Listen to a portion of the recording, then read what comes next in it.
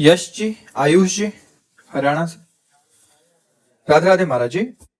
महाराज जी, खेल क्षेत्र में सफलता के लिए कर्म फल को समझने का सरल तरीका क्या है, और क्या सफलता और असफलता में प्रारब्ध का प्रभाव होता है? अच्छा बच्चा, खेल क्या होता है? एक व्यक्ति से अकेले खेल नहीं होता। हमें लगता है जैसे क्रिकेट आदि। किस खेल में हो? महाराज जी फुटबॉल खेलते हैं, नेशनल प्लेयर हैं। हाँ, तो आपका एक बैच होता है ना।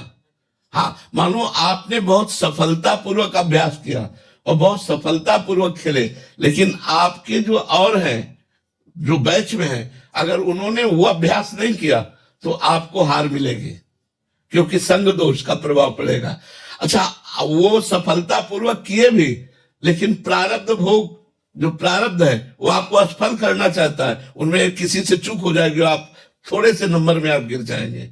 तो इसमें हमें चाहिए कि सब मिलकर के अभ्यास परायण रहें, अभ्यास दृढ़ करें, और कभी हार हो जाती है तो हम निराश ना हो, उसे अपना प्रारब्ध भोग समझ करके चुपचाप सह ले और प्रयास करें। अभ्यास से क्या नहीं हो सकता, अभ्यास में बहुत बड़ी ताकत है। पर अभ्यास के लिए हम कोई नशा न करें, हम व्यभिचार न करें, हम थोड़ा संयम से रहें तो हमारा अभ्यास सफल हो जाएगा। अर्जुन जी ने रात्रि में बाण चलाना अभ्यास किया।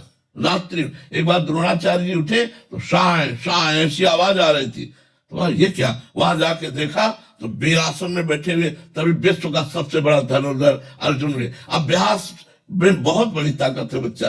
ये जिस कार्य में लगो, दृढ़ता पूर्वक अभ्यास करो, और दृढ़ता तभी हो सकती है जब हम अपने चित्त को एकाग्र करें। अगर हम गंदी बातों में मन को लगाएंगे और व्यसन आदि नशा आदि करेंगे तो हम सफलता नहीं हासिल कर पाएंगे। हम व्यसन रहित हो, कोई नशा न करें और गंदी बातों से बचे तो सफलता अवश्य प्राप्त होगी। अगर कभी असफलता मिलती है तो पूरा बैच है, उनमें किसी के अभ्यास की कमी और बुरे प्रारब्ध के कारण आपको भी नीचा देखना पड़ेगा, आपको भी असफलता लगेगी। इसलिए प्रयासरत रहिए। कि हमारा प्रारब्ध ऐसा होता है कि पूरी 11 का बैच रहता है हमारा टीम का, लेकिन उसमें से कुछ 1 2 3 जने होते हैं जो आगे जाते हैं। जैसे कोई इंडिया टीम में जाता है, कोई कहीं जाता है।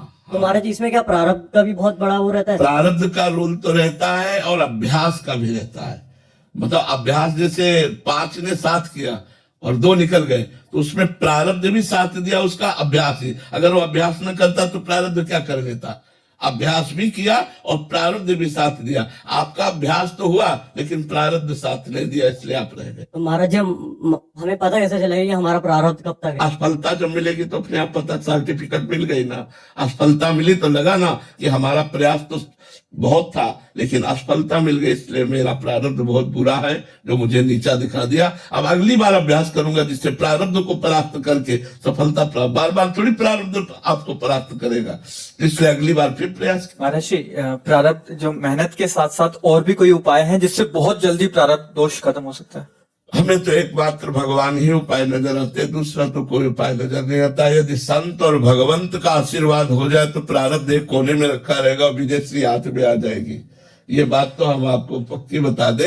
यदि संत और भगवंत का आशीर्वाद हो जाए तो फिर प्रारब्ध का मतलब तो बुरा कर्म तो वो भस्म कर देंगे, अपने प्रताप से हमारी विजय प्राप्त हो जाएगी। संतों का आशीर्वाद कैसे प्राप्त होता है महाराज जी? उनकी आज्ञा का पालन करने से। उनकी आज्ञा क्या है महाराज जी? नाम जप कीजिए और बुरे आचरणों से बचिए और कोई नशा न कीजिए। कभी कभी हार जाना है, स्वाभाविक होता है। कभी कभी स्वाभाविक भी ऐसा होता है, हर समय उन्नति थोड़ी होती है, हर समय विजयश्री नहीं मिलती है। कभी कभी अर्जुन के भी बाण धोखे में हो जाते थे। ऐसा नहीं थे कि एक बार, वो तो भगवान राम का बाण एक बार छूटा तो धोखा नहीं। अमोघ जिम अमोघ रघुपति कर बाना, बकाया दूसरे से मोह हो सकता है। तो भगवान ही अमोघ है, भगवान ही विजयश्री है। भगवान का आश्रय विपत्ति और संपत्ति में समान भाव लाता है। तो आप खूब भजन कीजिए और प्रयासरत रहिए, नाम जप कीजिए और प्रयासरत रहिए। सफलता इस लोक पर लोक की सब मिल जाए।